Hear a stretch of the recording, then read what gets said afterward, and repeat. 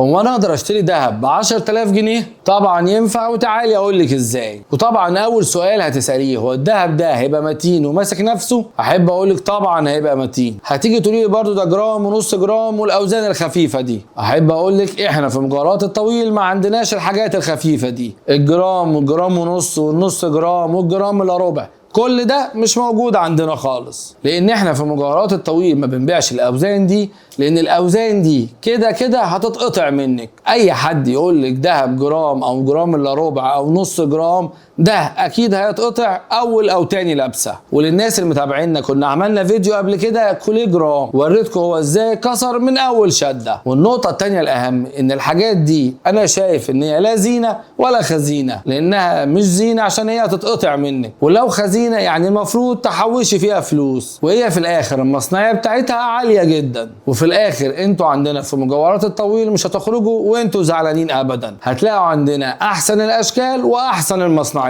وبس كده. قولوا لنا في الكومنتس، اشتريتوا الدهب قبل كده نص جرام وجرام وكان عامل ايه معاكم؟ كان معاكم دكتور ياسر الطويل، وده الجواهرجي. سلام.